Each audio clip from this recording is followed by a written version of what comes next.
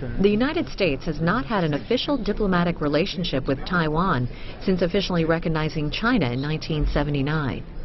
Today, the Obama administration faced criticism from both parties over its Taiwan policy, including arms sales to Taiwan and the country's participation in free trade talks.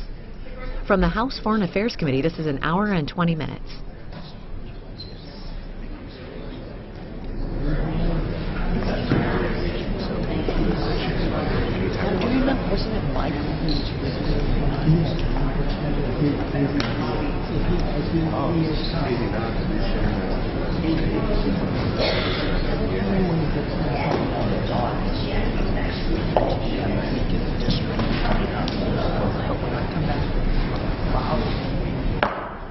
This hearing will come to order. I'm going to ask all members to take their seats.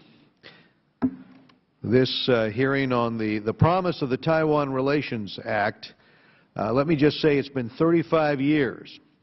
And for that period of time, the Taiwan Relations Act has served as the legal framework governing the important relationship between the United States of America and the Republic of China, Taiwan.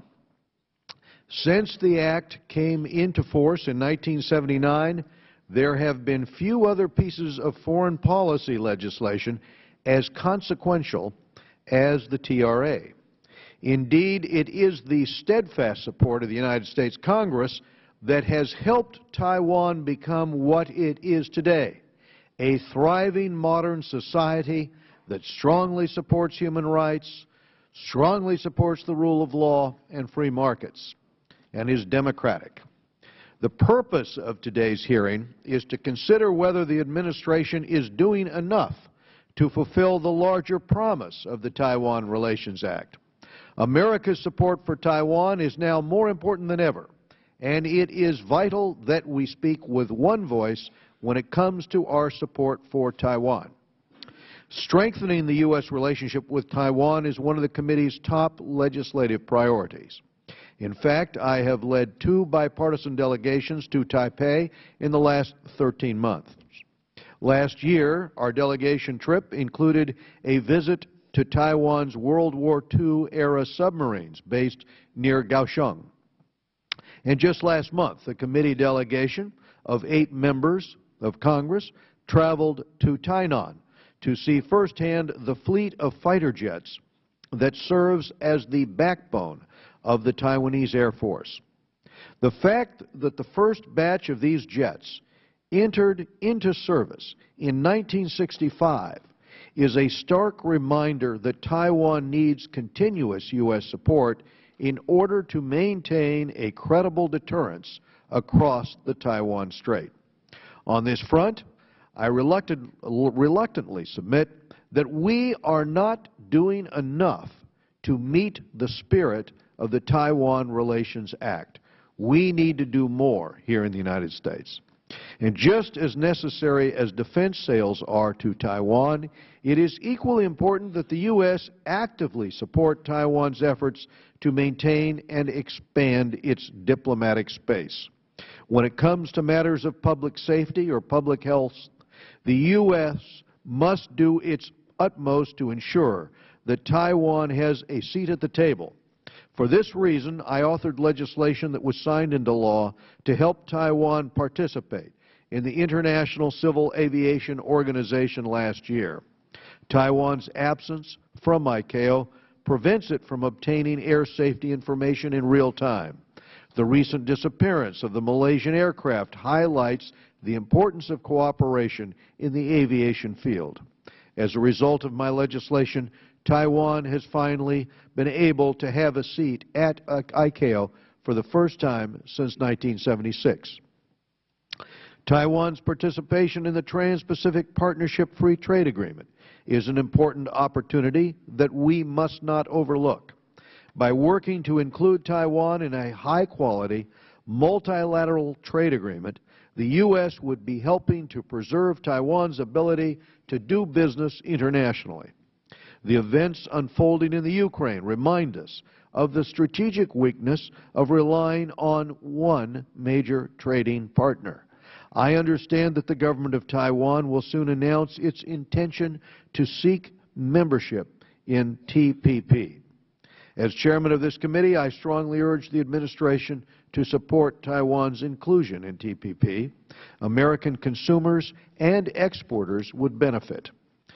The story of Taiwan is really a story about transformation, from the grinding poverty of the post-war era to a military dictatorship to a thriving multi-party democracy.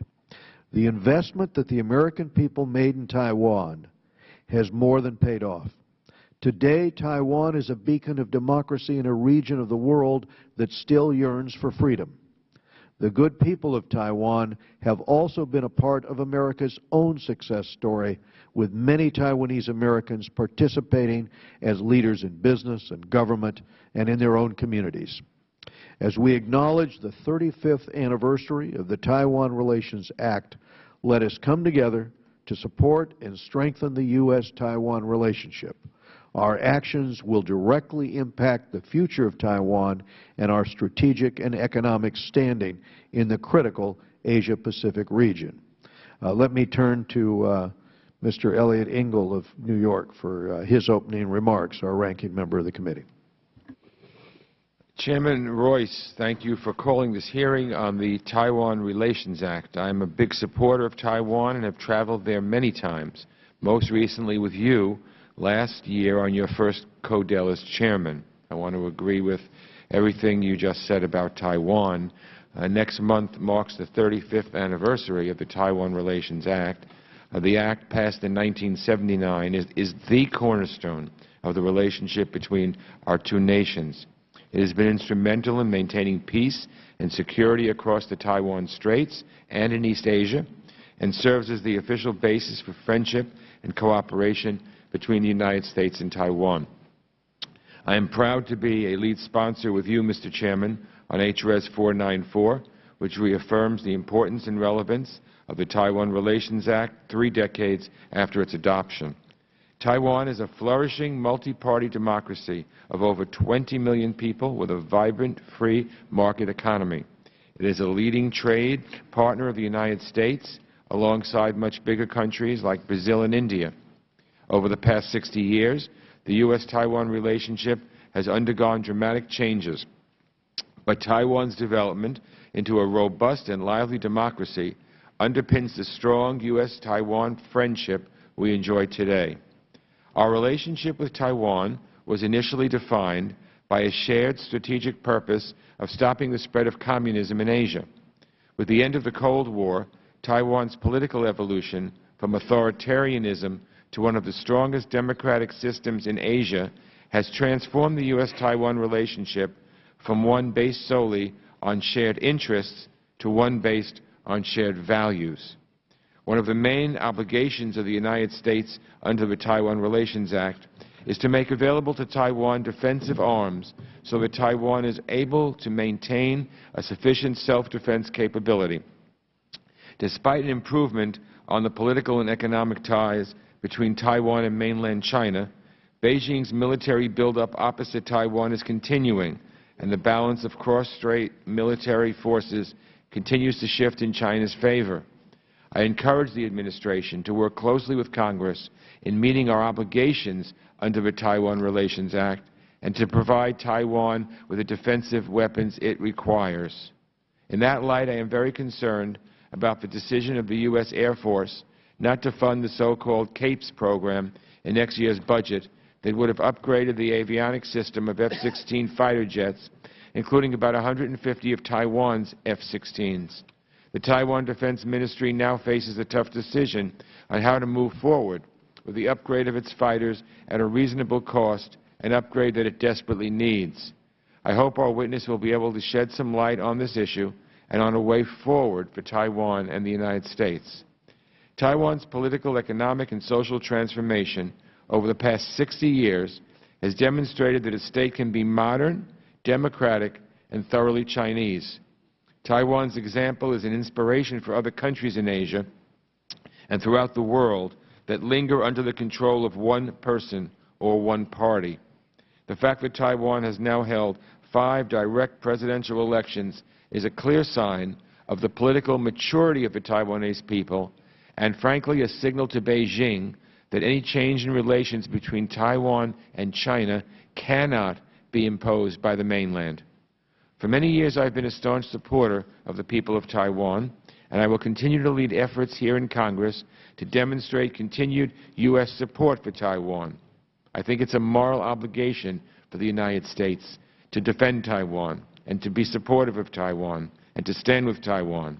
So I look forward to the testimony of our witness this morning and in hearing his view on how to further strengthen ties between the United States and Taiwan. Thank you, Mr. Chairman. Thank you, Mr. Engel. We'll have two more opening statements. 2 minutes from Mr. Shabbat of Ohio, Chairman of the Asia Subcommittee, and then 2 minutes from Mr. Brad Sherman of California. Thank you, Mr. Chairman, for calling this important hearing. I was pleased to join you in the traveling to Taiwan just a couple of weeks ago, and I think we had a productive trip and certainly had the opportunity to meet with a host of top Taiwan officials, especially President Ma. I know my colleagues on the CODEL were very happy with our warm reception and the many courtesies extended to us by our hosts, so we appreciate that. As one of the original founding co-chairs of the Congressional Taiwan Caucus, I am, of course, a strong supporter of a strong U.S.-Taiwan alliance. Taiwan is a democracy. It's a loyal friend and ally, and it deserves to be treated as such by the U.S. government.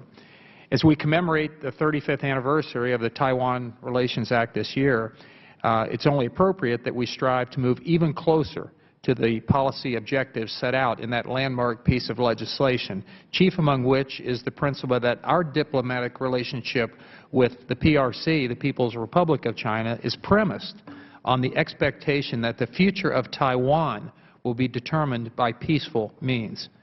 For over 3 decades, the Taiwan Relations Act has served as the cornerstone of U.S.-Taiwan relations. Along with President Reagan's 6 assurances in 1979, the Taiwan Relations Act has played an indispensable role in the maintenance of peace and security in the East Asia-Pacific region. Taiwan has come a long way since 1979. It's conducted direct presidential elections, something that would have been unthinkable back in 1979. These open and vigorously contested electoral campaigns testify to the values of pluralism, transparency, and the rule of law, shared by our two nations and deeply rooted in Taiwanese society.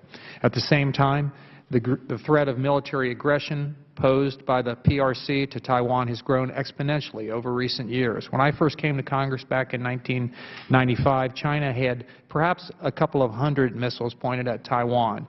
Since then, it grew to hundreds of them and is now 1,600 short and mid-range ballistic missiles. I look forward to hearing from our witness this morning and the continued relationship between the United States and Taiwan, which is very important to both countries. Thank you. Mr. Sherman. Yes, I want to commend the chairman for putting together and leading an outstanding CODEL to Asia, particularly to Taiwan. I see Mr. Weber, Mr. Messer, and of course Mr. Shabbat was on that CODEL. And I remember Mr. Shabbat leading us in our effort to seek the release on humanitarian parole of former President Chen.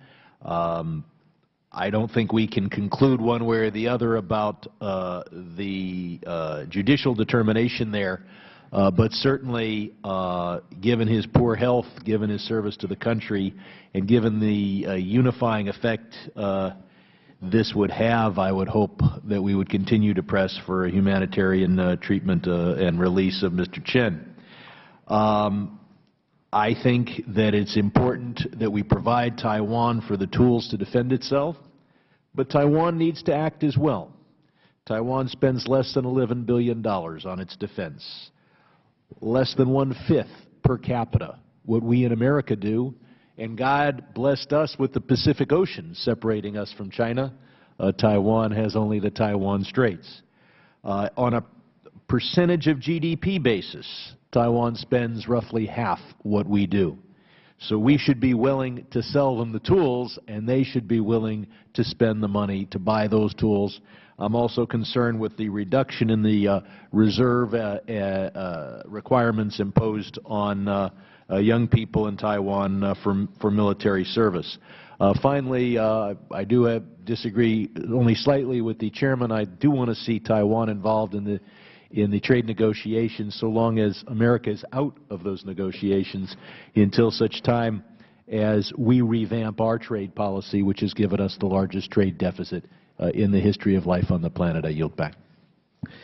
This morning, we're pleased to be joined by Mr. Ken Moy, Deputy Assistant Secretary for East Asian and Pacific Affairs. A career member of the Senior Foreign Service, Mr. Moy previously served as Deputy Executive Secretary in the Office of Secretary of State Clinton. He was Director of the Executive Secretariat Staff and Deputy Director of the Office of Maritime, Southeast Asia. We're going to ask him to summarize his prepared statement, if he would, and we'll remind members that you'll all have 5 calendar days to submit statements or questions or any extraneous material you want to put into the record for this hearing. And so, Mr. Moy, you have the floor. Thank you so much, Mr. Chairman and members of the committee. I am grateful to appear today to share news about the strength, substance, and success of our unofficial U.S.-Taiwan relationship. I wish to thank you, Mr. Chairman, for your leadership and strong interest in regional prosperity and stability. Your commitment was evidenced by the large congressional delegation you led last month to Taiwan, Japan, and South Korea. As you noted earlier in your remarks, April 10th marks the 35th anniversary of the Taiwan Relations Act. The resilience and development of our robust relations with Taiwan over the past 35 years have been greatly fostered by the framework that Congress established in the TRA. The U.S.-Taiwan relationship is grounded in history, shared values, and our common commitment to democracy and human rights. Maintaining and deepening our strong relations with Taiwan is an important part of the U.S. rebalance to the Asia-Pacific region.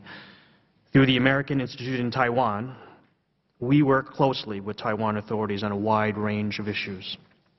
In security, maintenance of peace across the Taiwan Strait is crucial to stability and prosperity throughout the Asia-Pacific. The Obama administration has notified Congress of over $12 billion worth of arms sales to Taiwan. This is a tangible sign of the seriousness with which we regard Taiwan's security. We encourage Taiwan to adopt innovative approaches to maintain a credible self-defense capacity on an austere defense budget in order to effectively deter coercion or aggression. In a region that is experiencing tensions, the United States appreciates Taiwan's cooperative efforts to peacefully resolve disputes and share resources. In the area of the economy and economic engagement, in 2013, Taiwan was the 16th largest export market for U.S. goods and the 8th largest export market for U.S. agriculture, fish, and forestry products. In 2012, direct investment from Taiwan to the United States stood at approximately $7.9 billion. Our commercial relationship with the people on Taiwan is vibrant and continues to grow. Last year, we were pleased to host 2 large delegations of Taiwan business leaders. First at the Select USA Summit at the end of October, and again in mid-November during a visit of Taiwan CEOs led by former Vice President Vincent Hsiao. The Hsiao delegation brought news of over $2 billion in new or ongoing Taiwan manufacturing investments in the United States.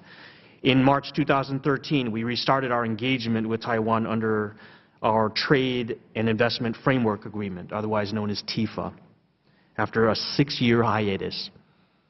We have taken note of Taiwan's intention to formulate new economic reforms to demonstrate its willingness and capability of joining in regional economic integration initiatives.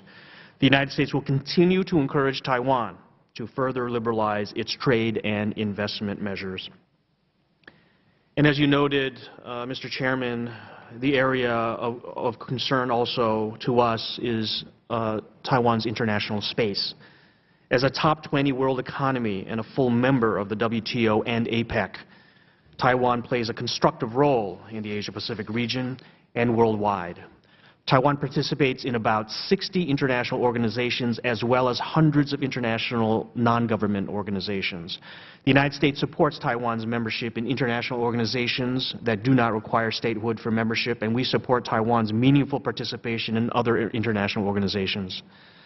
We are pleased that since 2009, Taiwan has participated every year in the World Health Assembly as an observer.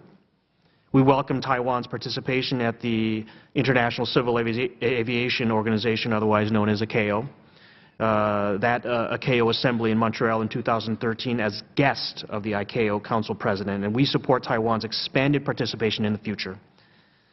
We also encourage the UN system agencies, and other international organizations to increase Taiwan participation in technical or expert meetings. Taiwan's role as a responsible player in the global community has been well demonstrated by its disaster relief efforts in the region. Taiwan was a quick and generous donor of supplies and funding after the 2011 triple disaster in Japan and after last November's Typhoon Haiyan off the Philippines. In short, Taiwan, a stable and capable friend in the region, contributes to peace and security.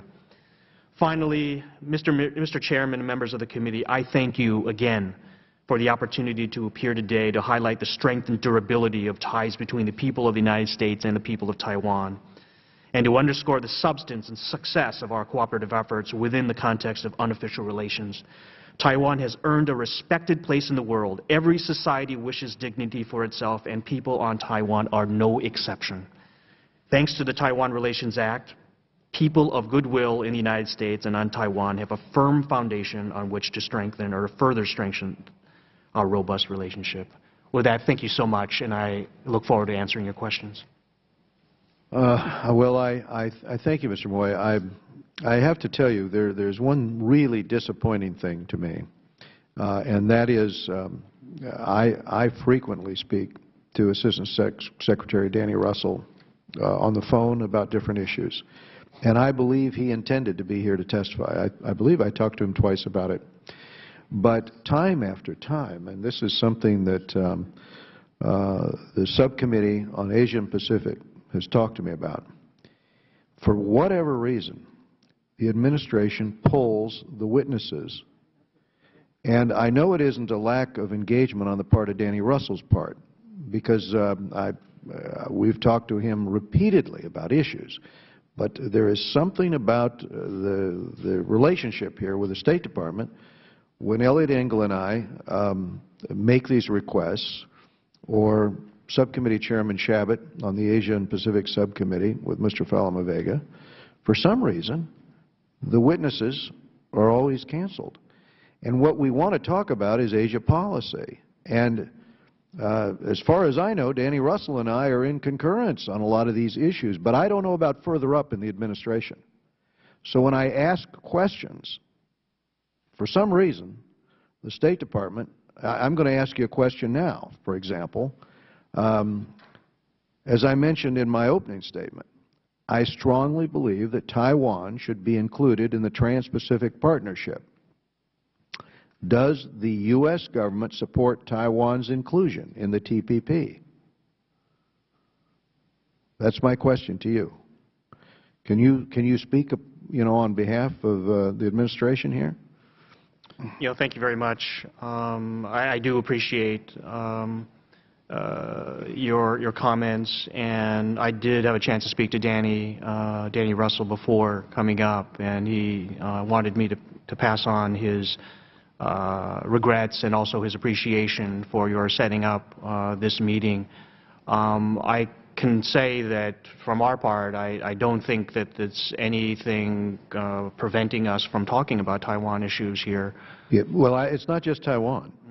If Subcommittee Chairman Shabbat wasn't equally concerned about this, equally disappointed, as he brought up with the Secretary of State here yesterday, I probably wouldn't bring it up. But it's just a pattern that at this point, to us, the Asia-Pacific region is vitally important. We spend a lot of time on this issue, and we want the administration to be equally engaged on this. And so if you'll carry that information back, but again, particularly given Taiwan's almost singular reliance on cross-strait trade, does the U.S. government support Taiwan's inclusion in the TPP? Well, thank you, and I will relay those comments to my colleagues. It certainly isn't a statement about our commitment to very strong U.S.-Taiwan unofficial relations. In fact, I think that we have a very strong record, and I think we have a very good story to tell about that. With regard to your question about TPP, we welcome Taiwan's interest in it, and we've heard from them very recently about their interest.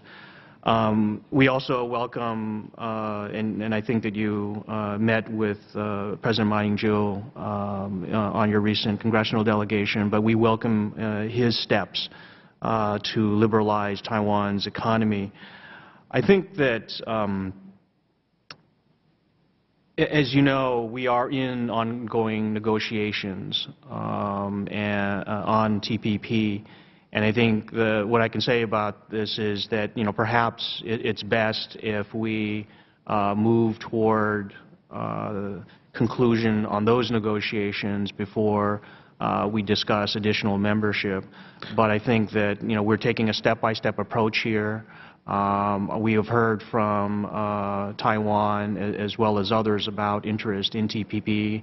And we certainly, again, welcome that interest, and we are willing to definitely consider, along with some countries that have approached us most recently, we are willing to discuss TPP in the future. Well, one of the most important aspects of TPP, beyond the important trade-related benefits, is that the grouping will help shape East Asia's multilateral political architecture by firmly anchoring nation-states in a binding legal agreement. I want to make certain that Taiwan is part of that agreement. I think it's critical to Taiwan that it be included, not only because it's in one of the world's top 20 economies, but also because it is in our own strategic interest, and adding Taiwan to TPP will allow it greater access to other trade agreements with Europe, for example. It's going to serve as a strong symbol of American support, and that is why I strongly support this. And there was another issue I wanted to just briefly talk to you about, and that's the F-16 upgrades. Does the United States remain fully committed to Taiwan's F-16 upgrade program? We do. Just back on TPP, what we would encourage Taiwan to do, as you know, TPP is a consensus type membership, and so we would encourage Taiwan to raise its interest in membership with all of the other parties as well. No, absolutely. I know that Congressman Engel also raised his concerns about the issue of the CAPES program. So, as I understand, the U.S. Air Force funding for the CAPES program will continue through 2014. The U.S. Air Force F-16 Program Office has determined that the lack of U.S. Air Force participation beyond fiscal year 2014 will not have a significant impact on the Taiwan program, and that all funding can be covered in Taiwan's current letter of offer and acceptance. As a result, potential cuts in USAF or U.S. Air Force funding for the CAPES program will not negatively impact the Taiwan F-16 retrofit program. Mr. Chairman, we certainly are committed to the F-16 retrofit program. I think that we have demonstrated that, and we have certainly had discussions with Taiwan in that regard. It's discouraging to me and to others because, of course, many of us here, including myself, wrote you, talked to the administration about sale of new F-16s. So now we're talking about retrofit. We want to make certain that this goes forward. I would suggest the sale of new F-16s would be an easy solution to this. I strongly support this, but my time's expired. I best go to Mr. Elliot Engel of New York. Well, Mr. Chairman, thank you. Let me pick up where you left off. Of course, in my opening remarks, I talked about the F-16s and the CAPES program, and I'm really very concerned about it. And you know, the Taiwan Defense Ministry now faces a tough decision on how to move forward with the upgrade of its fighters at a reasonable cost. And this is an upgrade that it desperately needs. So, you know, maybe they'll continue with it, maybe they won't. I'm concerned about Taiwan being able to maintain its fleet of F-16s, and certainly the decision that we apparently made, the U.S. Air Force made, not to fund the CAPES program, was a poor decision. It just makes no sense to me whatsoever. And, you know, when it comes to Taiwan, there's this sort of undercurrent that we feel over time where, you know, we bend over backwards to try not to upset the sensitivities of the Beijing regime. And frankly, it irks me. Not that I don't wish to have good relations with Beijing, because we should, but not at the expense of our relations with Taiwan, or not at the expense of our friendship with Taiwan. And so it really just irritates me that we make a decision like this, which has an adverse impact on our friend Taiwan, and doesn't seem to be for any good policy purpose other than to placate Beijing.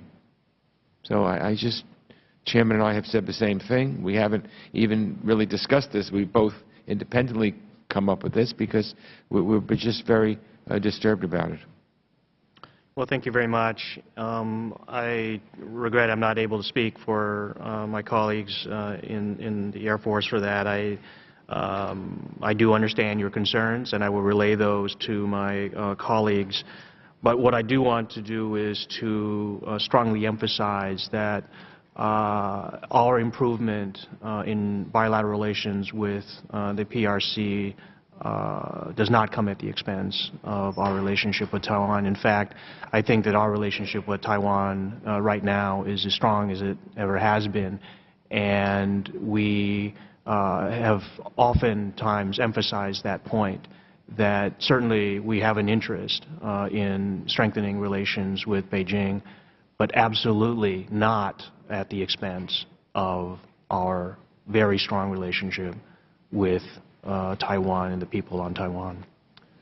Well, I certainly hope that that continues to be the case, because sometimes it appears that that's not really the case. But yeah, I'll take your word, and you know, want it duly noted that we on this committee feel very strongly about it. Let me ask you this, Mr. Moy: what steps is the administration taking to ensure that Taiwan is accorded an appropriate level of participation in international organizations such as the World Health Organization and the International Civil Aviation Organization? Yeah, thank you very much. As I stated in my introductory remarks, it is an area that is of primary importance to us. It is a priority that the expertise from Taiwan is recognized. There is so much professional expertise there, so much knowledge in Taiwan that it deserves to be recognized in international organizations. This is not just a matter of knowledge, however. It's a matter of dignity, too, and we take it very seriously. So we do review different opportunities to expand. I think just one that the chairman had noted, and you may have also as well earlier, was the International Civil Aviation Organization, ICAO.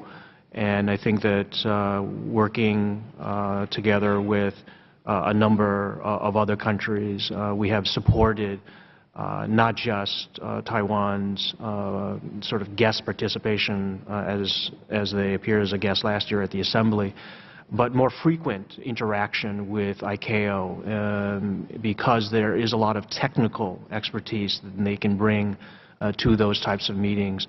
But as you noted, World Health Assembly, we also look at opportunities working on climate change issues, various types of international organizations. We often consult because there oftentimes are issues where Taiwan has a unique ability to provide knowledge, recommendations, just imaginative ideas beyond just their technical expertise.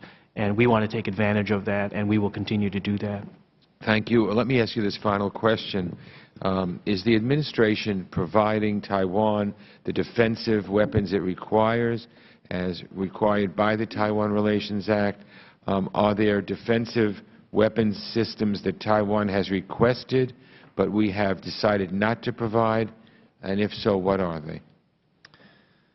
I'm not aware of such systems, but we are absolutely in compliance with the Taiwan Relations Act in making available to Taiwan defense articles and services that are necessary to enable Taiwan to maintain sufficient self-defense capability. We will continue to be in compliance with that. We often review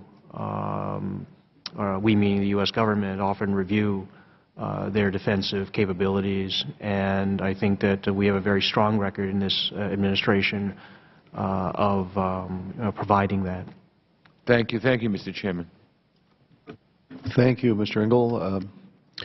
Ms. Eliana Ross-Leitonen from Florida, our Chairman Emeritus. Thank you so much, Mr. Chairman. Thank you to you and to our ranking member for holding this important hearing, because relations between the U.S. and Taiwan are at a critical juncture. I'm concerned, as all of us are, about China's continued rise and aggression in the East and South China Seas, and the feeble response by our State Department to North Korean missile launches, which are a clear violation of international sanctions. The people of Taiwan have every reason to fear developments in the West Pacific, to worry about the future of their land, and to question both the resolve and the commitment of the United States. How tragic. And as we approach this 35th anniversary of the very important and essential Taiwan Relations Act anniversary, we remember that this crucial legislation forms the cornerstone of U.S.-Taiwan relations. It is the foundation of policy that has been and will be and will remain forevermore the anchor of peace and security in the West Pacific. But as we reflect on the promise of the Taiwan Relations Act on this 35th anniversary, we must also gauge the fulfillment of its specific policies and re-examine the lack of strategic vision in this part of the world, and talk about where we go from here as we watch China again increase its defense budget by double digits, begin construction on a second aircraft carrier, establish an air defense identification zone in the East China Sea, and continue its aggression over the Senkaku Island. There is no better time to reaffirm, to clarify, and to strengthen relations with our democratic ally and our strongest friend, Taiwan. But instead of recommitting to Taiwan, we continue to hear our State Department speak in half-truths, invent a laundry list of items that hinder our relations with Taiwan and our Pacific allies, and do everything it can to not provoke China. And that sadly seems to be our policy with Taiwan. Don't antagonize China. The Taiwan Policy Act, introduced by my colleagues, the chairs of the Taiwan Caucus and me, passed out of this committee last August. The bill aims to rectify these problems by advancing the sale of essential defense articles. I would like to point out that the new sales of F-16s is included in this bill. It encourages high-level visits between the U.S. and Taiwan officials. It promotes bilateral trade agreements. What is the administration's policy on the Taiwan Policy Act? Secondly, how does the administration plan to counterbalance China's power when we don't even commit to our democratic ally, Taiwan, and by extension, any of our other regional allies? And thirdly, what is the administration going to do to develop Taiwan's economic bond with the United States, its independence, strengthen our economic bonds? What is the State Department's policy, the Obama administration's policy on Taiwan, other than don't make China mad? Thank you very much. I don't think that our Taiwan policy is founded on the principle of let's not make China mad. In fact, I think that if you look at the record, we have done an enormous amount to expand our relationship, strengthen it in all areas. It's not just the security aspects of it, it's the economic side. It's also the people-to-people side as well. As you may know, and with the help of others, we granted Taiwan. I apologize, but the time is so limited, only 35 seconds. Have you read the Taiwan Policy Act that we have filed? I'd like to give that to you and have an administration policy on it. And how are we counterbalancing China's power and committing to Taiwan? Thank you very much. I think that I'm, of course, very pleased to take a look with my colleagues at the legislation. But I think, again, we have a very strong record of support for Taiwan. And through our unofficial relations and in accordance with the Taiwan Relations Act. As I noted, the 35th anniversary is a reason to celebrate. It's a reason to also commemorate just how far we've come, what we need to do in the future. We can still, refine, enhance. Excuse me, I appreciate that, and I know my time is up, Mr. Chairman, but I don't believe that the people of Taiwan share those sentiments. I don't think that they see us as upholding the principles that are enshrined in the cornerstone of our U.S. foreign policy related to Taiwan, which is the Taiwan Relations Act. It promises a lot, and I think that the people of Taiwan would think that we haven't really fulfilled those missions. Do you think that we have? I do believe, I haven't seen any recent polls, but I would imagine that the people on Taiwan regard the U.S. relationship, if not the most important relationship for Taiwan. It has got to be right up there. They are good friends of ours. They think like we do. Their values we share. I would think that they are very supportive of the things that we have done. Do you think that we need to do more? We are always looking for ways to strengthen relations, just as we're looking in the larger context in our rebalance to Asia. We want to strengthen our relationships with our allies. We want to strengthen our relationships. And new sales of new F-16s and higher technology planes for defensive needs of Taiwan? Again, we have had a very strong record of providing defense articles to Taiwan, and Thank you, Mr. Chairman. Well, thank you. We go now to Mr. Brad Sherman, California. Thank you. One issue we brought up with President Ma was the incarceration of former President Chen. One of the red flags that a democracy isn't working real well is that the former president's in jail. That's true in just about any country. What are we doing to seek either the humane treatment or the humanitarian parole of former President Chen? Thanks. As you know, the former president was convicted on corruption charges after his 2000 to 2008 presidency, including the transfer of presidential office funds to the private Swiss bank accounts.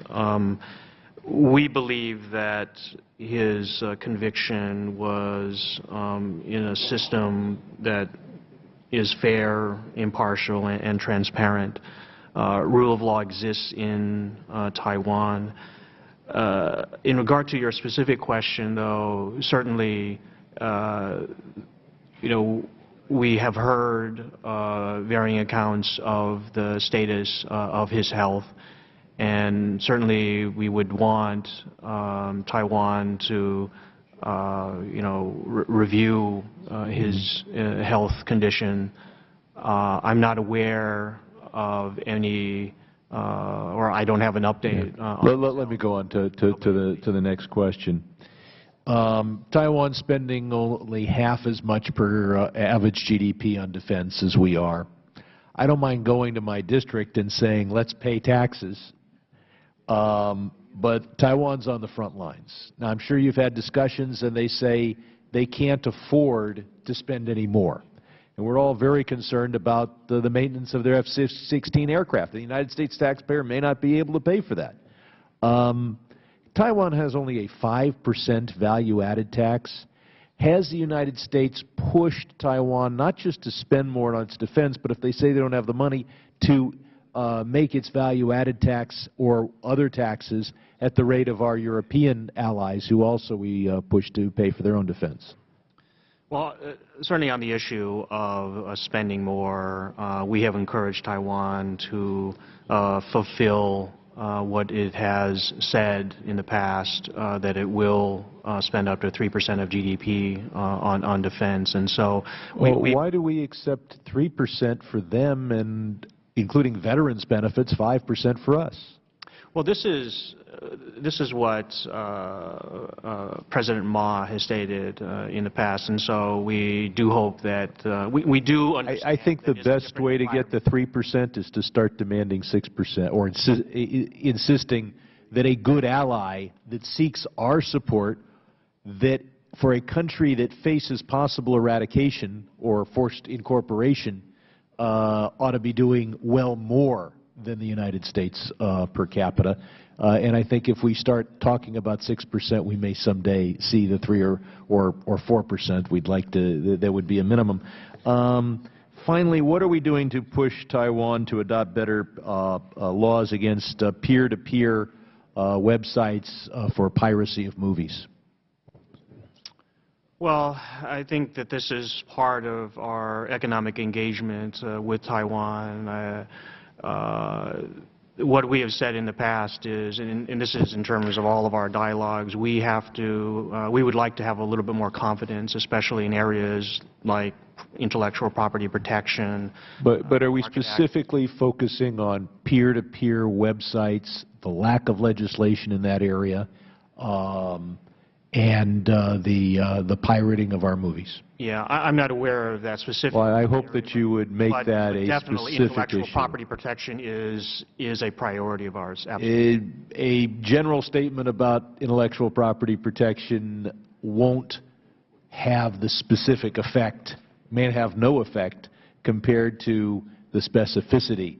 And I hope that you will specifically focus their attention on the peer-to-peer website piracy of our movies.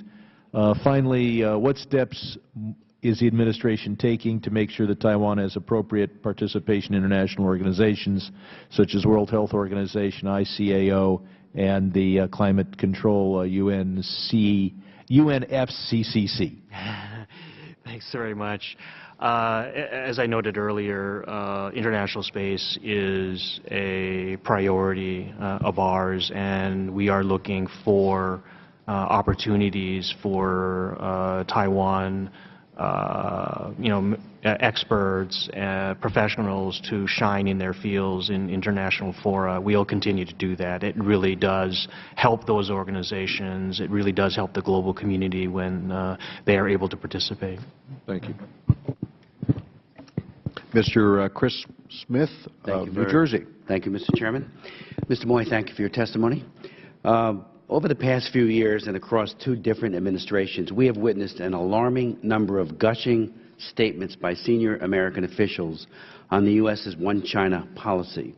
Last year, PLA General Chen Bingde during a visit to Washington, claimed that Secretary of State Hillary Clinton stated the U.S. policy maintains there is only one China in the world and that Taiwan is part of China. Not long after that, Admiral Mullen said that he shared the view of a, quote, peaceful reunification of China. Well, let me ask you, Mr. Moy, the People's Republic of China, as we all know, is a dictatorship. It is a gulag state. And would we have wished that reunification of West Germany into East Germany when Honecker was ruling as a cruel dictator in East Germany? I think not. So I think those kinds of statements are not helpful. I do believe, and I want to ask your view on this, as to whether or not the time has come that the Cold War relic, and I know all about the Shanghai Communique, I've read it. I actually had an argument with Li Peng once in China when we brought up human rights, and he said the Shanghai Communique said nothing about human rights at all, and that's true, but he used that as a dodge and as a way of precluding any discussion on human rights. But shouldn't we have a one China, one Taiwan policy? And secondly, if you could, the Taiwan, the Act, Section 2, points out that the enactment of this Act is necessary to help maintain peace, security, and stability in the Western Pacific. What are the consequences for the U.S. security if Taiwan were to come under PRC control? And do we fully realize that such a shift would have devastating implications for U.S. longstanding security partners and allies in East Asia, including Japan and South Korea? Thank you very much. I think I might have been in that meeting with Li Peng that, that you speak of. Frank Wolf and I, you might recall. It was a few years ago. Thank you very much for your comments. I think what I'd like to point to is most recently, I think that you've probably, you may have seen in the press that there has been more dialogue between the two sides of the strait. Recently, the head of the Mainland Affairs Council from Taiwan, Wang Yuqi, met with Zhang Zhijun, who's the head of their Taiwan Affairs Office. We have gone on record as saying that we support that kind of warming of ties. And I think one of the reasons why there has been such a discussion is that we have been so supportive of Taiwan, giving them the confidence that they can, so they can have these kinds of dialogues. So I think that we do have a very strong record of that. We do support the increased dialogue between the two sides. In terms of consequences, I wouldn't want to get into any sort of hypothetical kinds of scenarios here.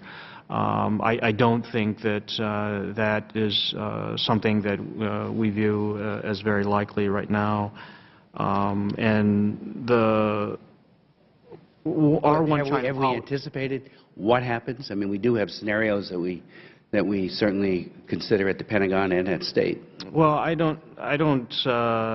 You know, it's not something that is sort of a normal feature of our discussions, these types of the hypotheticals. What I can say is that, you know, I know I heard your remarks about the one China policy, but this is it's a policy that has endured through many administrations, and again, I think that it is what we have done, and much of this has to do with the Taiwan Relations Act. But it has given Taiwan a great deal of confidence over the last few years to increase the kind of you know, intensity of discussions with the PRC, knowing that the United States is always in support is, I think, greatly comforting to the Taiwan side. But frankly, some of our diplomats, including our former ambassador, Belici, has suggested that the ambiguity and the statements that have been made could send the wrong signal to the PRC, particularly as they build up militarily in and around or in proximity to Taiwan. And of course, with the saber rattling that we see occurring in the South China Sea, and an ever-expansive foreign policy, the ugliness towards Japan coming out of Beijing, you know, the useful diplomatic fiction, perhaps it was useful for a while, it seems to me, could inadvertently lead to a miscalculation by Beijing about what happens if they take Taiwan? I don't think that Beijing questions U.S. resolve on the Taiwan issue. We continue to be extremely supportive, and we continue to expand, our unofficial relations, and that, I think, does a great deal to help strengthen and to allow for a more sort of peaceful and stable environment across the strait. Thank you so much, sir. Mr. Lowenthal of California. Thank you, Mr. Chair. I have one statement I'd like to, before I ask any questions, echo the Chair's comments. I recently visited Taiwan and met with many government officials and found it very, very educational. And I, too, believe very strongly that the State Department and the government should understand the importance of Taiwan being part of the TPP. And I think that should be a message back. So before I ask a question, that many of us, I think, really strongly believe in that we should do whatever we can to encourage that development. When I was there, I was very impressed with the cross-strait dialogue that was going on between Taiwan and the People's Republic of China. And I would like to know what is our, or the State Department, or our involvement in that dialogue between Taiwan. How can we be helpful in promoting engagement between Taiwan and China? It seemed to me that President Ma was very proud of the agreements that already had been made, especially the trade agreements, the increased tourism that was going on, the increased flights that were going between mainland China. I would like to know what our involvement in that has been. And the second question is, what is your perspective on the current and forthcoming political situation in Taiwan, including the 2016 presidential election in which President Ma will be termed out? How will that affect the cross-strait relationships, and will that be one of the defining characteristics in terms of that election? Thank you very much. In terms of the cross-strait dialogue, we don't play a direct role, of course. I mean, they've had direct talks. In fact, the dialogue that I was referring to between Wang Yuqi and Zhang Zhijun was really the first time in 60 years they've had such a discussion. What we have done, however, is I think we have given Taiwan a great deal of confidence through our policies, through our direct assistance, and that has enabled them to, I think, have more engagement across the strait. And we believe that more engagement, especially if it's at a pace that is consistent with the aspirations of the people on Taiwan, the people on both sides of the strait, we would very much support that, because we think it creates a more stable and peaceful environment. But it does have to come at the pace that the people feel comfortable, the people on Taiwan feel comfortable with. In terms of the upcoming election, I mean, we don't really sort of speculate on how that's going to affect cross-strait relations, but it is a good time to highlight how we have been and still are of the thriving democracy that exists in Taiwan. It is really remarkable. I mean, just personally, the first time I went to Taiwan was in 1978. You just cannot imagine the change that has taken place there. And, Mr. Chairman, when you go to Taiwan, it just highlights the kind of values they share with us. And you know very well that it is this very kind of energetic kind of democracy that exists there. And so I won't speculate on, we don't get involved in their sort of domestic politics and how that's going to play out in terms of their foreign policy in the future, their cross-strait policy. But it is really a good time to celebrate what is a remarkable story in Asia. the democracy that exists in Taiwan. Thank you. And I yield back my time. Thank you. We now go to Steve Shabbat of Ohio, Chairman of the Asia Subcommittee. Thank you very much, Mr. Chairman. I would like to personally thank Mr. Sherman for raising the issue of President Chen, which he did strongly when we were on the CODEL recently in Taiwan. And prior to that trip, I'd been there about a year ago with another of my Democratic colleagues, the ranking member of the Asia and Pacific Committee, Ini Faleema-Vega. And on that particular CODEL, Ini and I went down to the prison where President Chen is being held. And he's been there going on 5 years now. And you're correct, there's a conviction for corruption charges. We understand that completely. There's a whole lot of aspects of that which we could discuss in great detail. For example, there's an argument that there was a judge that was more favorable to him who was replaced by a judge less favorable. There's all kinds of stories you hear, and I don't want to go into all the details about that. But the fact is he's been in prison now for going on 5 years. And I've read the medical reports. I've talked to the doctors that have examined him. I've seen him with my own eyes. I met with him many times when he was president of Taiwan. He's the second democratically elected president, served for 8 years. And I think Mr. Sherman is absolutely right when he says that there's something wrong when one administration comes in and the next and the previous administration's in prison. Something's not right. I've seen again with my own eyes, the man has Parkinson's. He shakes, almost constantly.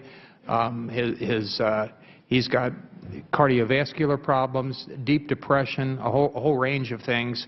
And we've talked to President Mao and others about it. And I believe that medical parole, as Mr. Sherman mentioned, is the logical conclusion here as to what ought to be done. Does the administration have a position on granting President Chen medical parole? We're not saying that he'd be free, but at least could go home to his family with whatever years he has left. Sure, and thank you, Congressman, for raising that issue again. As I noted earlier, we have confidence in the fairness, impartiality, and transparency of Taiwan's judicial system. And we have made clear to Taiwan our expectation that procedures governing the terms of Chen Shui-bian's imprisonment and access to health care will be transparent, fair, and impartial.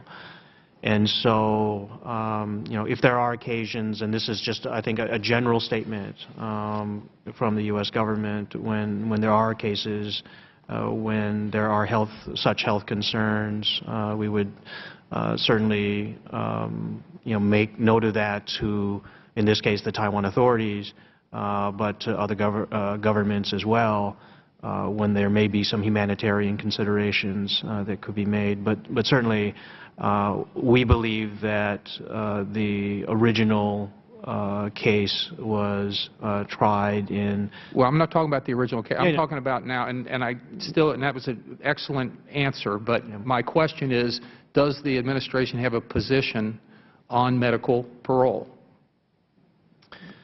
Well, is there a position? I mean, you've said that he ought to be treated humanely in prison. Yeah. We're saying he shouldn't be in prison at this point in time. He's been in prison. He's there now.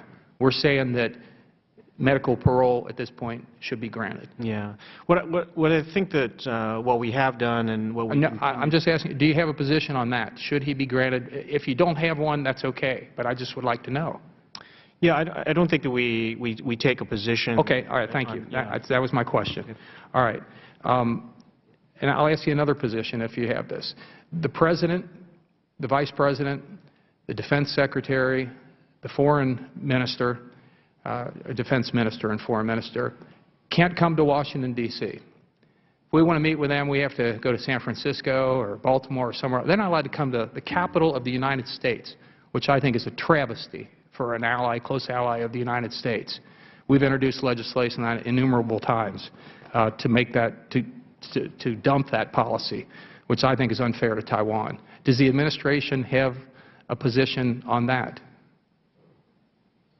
Well, we continue to have our one China policy that is set forth in the three joint communiques. I'm aware of that. Do you have a position on whether they should be able to come our here and we should position on dump the this, policy? Yeah, in terms of the travel of Taiwan authorities, that is consistent with those policies, our one China policy. So you believe we should continue the President, the Vice President, the Foreign Minister, and Defense Minister, they should not be allowed to come to Washington, D.C.? I think our policy has been very consistent over a number of I'm asking for a yes or no, really. And I believe it will continue. So you're saying that they should not be allowed to come here. Continue with that policy. We're saying we should change that policy. You say stick with it. I say that our policy has been consistent, and I believe will be consistent in the future. Thank you. To just announce to the committee here, we will go to a couple more speakers, but then we're going to recess for about 25 minutes for 2 votes, and then come right back so that the junior members will then be able to ask their questions. And with that said, let's go to Mr. Jerry Connolly of Virginia. Thank you, Mr. Chairman, and I look forward to the questions of the junior members of the committee. I do want to compliment Mr. Elliott for being sartorially correct today. He is resplendent in green and shamrocks, and as an Irish-American member of this committee, I deeply appreciate it. Mr. Moy, briefly, what, in your opinion, or the administration's opinion, does the Taiwan Relations Act commit the United States to do with respect to the military relationship with Taiwan? Well, as I noted earlier, we are obligated to make available to Taiwan defense articles and defense services that are necessary to enable Taiwan to maintain a sufficient self-defense capability. It is an obligation that we don't shirk. These obligations are under, not the obligations are under constant review, but the needs of Taiwan are under constant review. Okay. Good. I'm glad. I would agree with you. Would you also agree that something Beijing does understand is that big stick of Teddy Roosevelt's? We can talk softly, but they've got to know we also carry a big stick, that we mean it, that we will keep our commitments, and that whatever happens ultimately in the Taiwan Strait will happen peacefully. It is not going to happen by military force, and the United States is prepared to make sure that it doesn't happen by military force. You think, especially in light of Chinese behavior in various and sundry islands throughout the Pacific Rim, that that message is maybe more important than ever from the United States with respect to Taiwan? Well, I don't think, as I noted earlier, I don't think that the PRC doubts our resolve, our continued positive presence in the East Asia Pacific region. Really? With respect to Taiwan? I think absolutely with respect to Taiwan. All right. Well, so, gee, the United States in 2001 tentatively agreed to sell diesel submarines to Taiwan. 13 years later, where are we in that submarine sale? I think, as you know, we continue to review the defense needs, and we make decisions that are appropriate. Mr. Moy, have we sold a single one of those diesel submarines to Taiwan 13 years later? I'm not aware of that, sir. No. Yeah. And did, by any chance, Beijing object to that sale? We don't discuss arms sales to defense. Did they express themselves publicly or privately through any channels that you're aware of? I am not aware of this. So what would be the hang-up? Why not sell the diesels then? Again, we make decisions not with the People's Republic of China in mind. We make those decisions based on what we feel are our needs. Oh, so the decision tentatively to sell submarines to Taiwan in 2001 is still under consideration as to whether it really meets your definition of appropriate defense for Taiwan. There are a range of systems. There are a range of different packages that we constantly... What about F-16s? The Congress has repeatedly said the sale of 66 F-16s makes sense to us. Is that also under review for whether it's an appropriate part of the defense of Taiwan? We made the determination that the F-16A/B retrofit was the most appropriate type of weapon system to sell to Taiwan, and we continue to believe that's the case. And what about military exercises? Any consideration to maybe including Taiwan, for example, in RIMPAC? Well, we always, consider, and this is our policy worldwide, we are always considering, different participants. I'm not aware of such consideration, but I think my colleagues in the Defense Department can better address that. I just, we don't want to ever be provocative, but we need to stand by our alliances. We want a good and productive relationship, it seems to me, with the People's Republic of China. But I also know from history that Beijing respects strength, peace through strength. And our commitment to Taiwan is an extraordinary test case, and it seems to me that we have to follow through on our commitments with respect to Taiwan. Beijing doesn't have to like it, but it will have to respect it. With that, I yield back. Thank you. We're going to go to Mr. Randy Weber of Texas. Thank you. Mr. Moy, I'm going to follow up on some of Mr. Connolly's comments about actually selling or being concerned about Taiwan's defense capability, I guess. You said earlier, I think with Chairman Chris Smith's questioning, that you don't, when you make decisions, y'all don't consider Beijing in your decisions, and you just reaffirm that with my colleague, Mr. Connolly. I think Chris Smith raised the issue of a one China policy. Does it not bother you that that exists?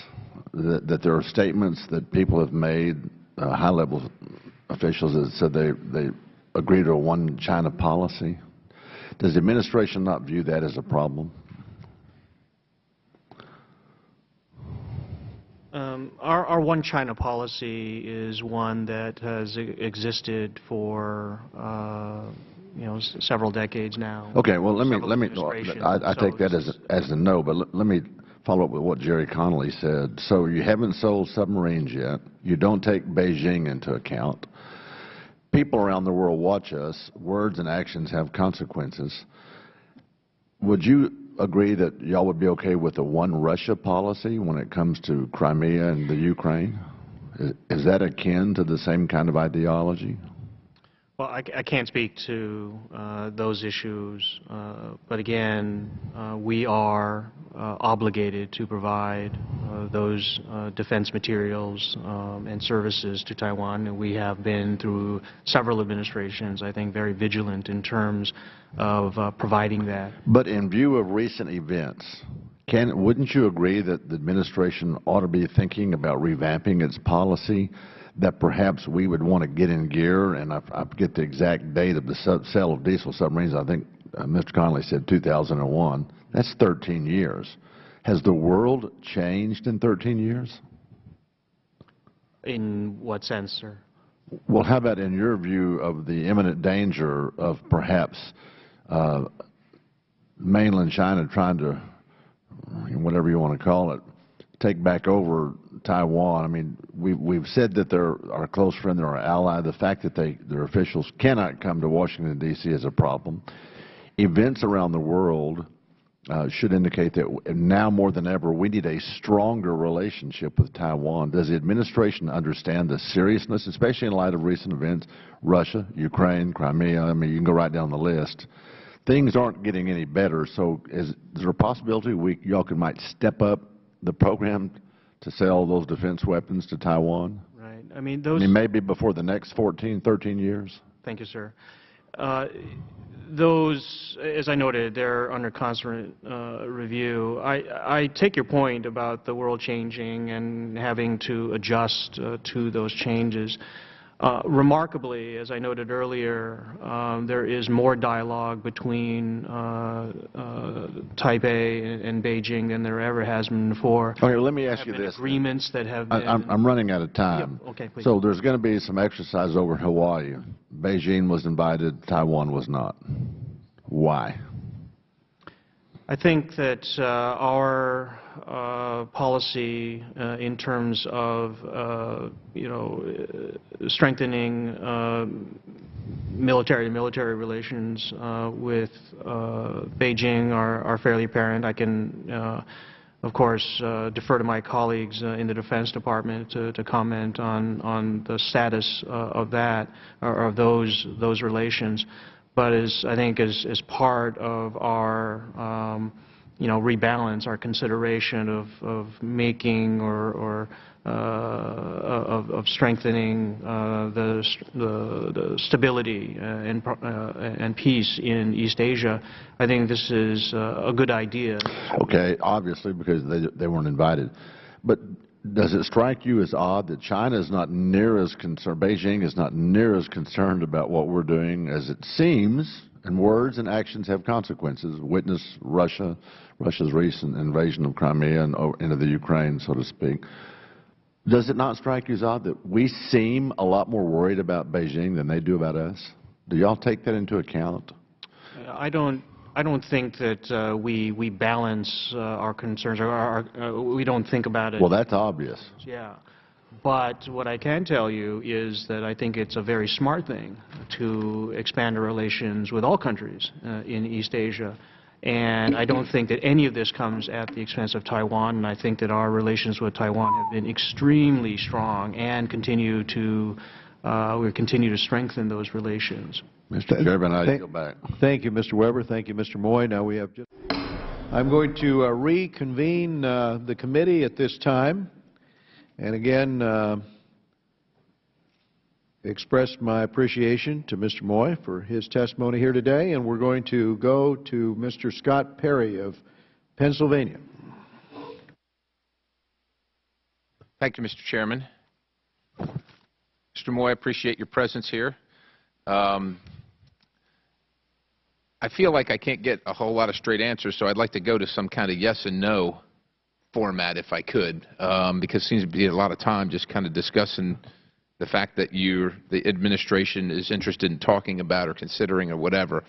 Regarding the force buildup, the PLA force buildup, U.S. analysts assess that the primary driver of the PLA's force buildup is preparation for conflict over Taiwan's status, including contingencies for possible U.S. intervention. So that's U.S. analysts. So the question is this still the assessment of the executive branch? Briefly.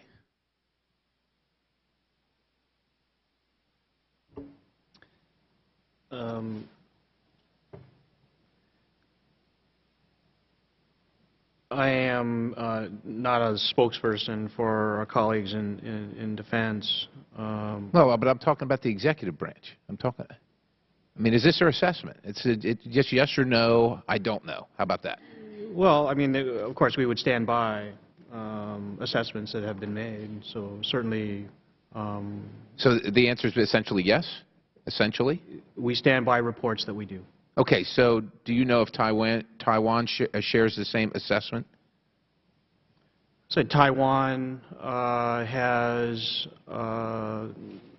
Taiwan certainly has taken many precautions in its, defense posture. I think that it's best to ask them that question, but certainly there have been there's discussion that goes on about this sort of thing, and I would imagine that. But you don't really know. I mean. Well, I can't speak for Taiwan. I understand, but in the discussions that the administration's had, you don't know what their position is, if that's how they're posturing their forces and their strategy based on that assessment. You don't know. Is your question whether Taiwan believes it or whether the administration? Yes. Do they share the assessment?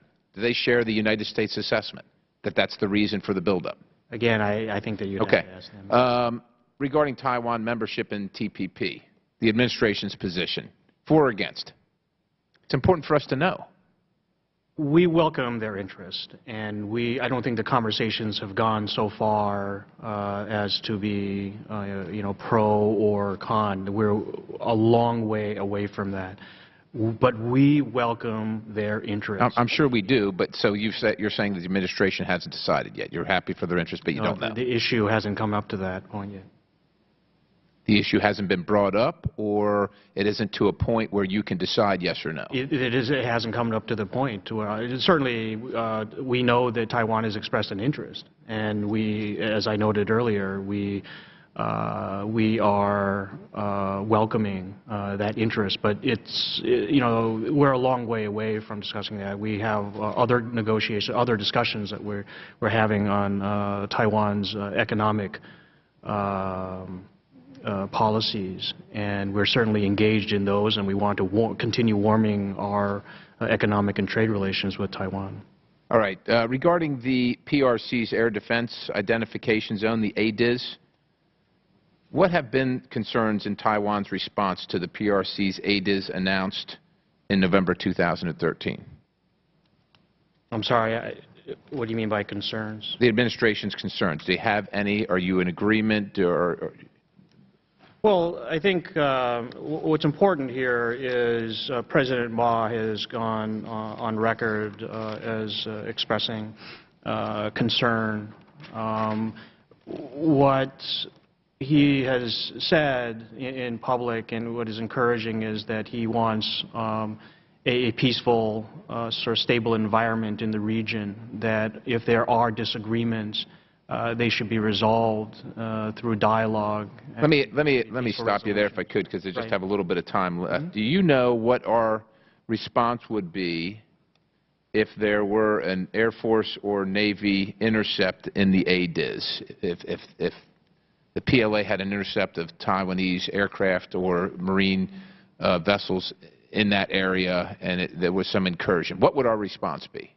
Yeah, I'm not going to get into any sort of speculation on kind of a hypothetical situation, but we have gone on record in response to the announcement of this ADIZ as not accepting it.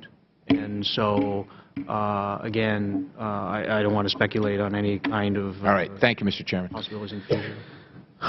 Thank you, Mr. Perry, and thank you, Mr. Moy. Thanks for committee, being here before our committee today. And as you can see, there is tremendous bipartisan support for Taiwan. It is my sincere hope that the administration will take a more proactive stance on Taiwan, including working with Taiwan so that it can join the Trans-Pacific Partnership.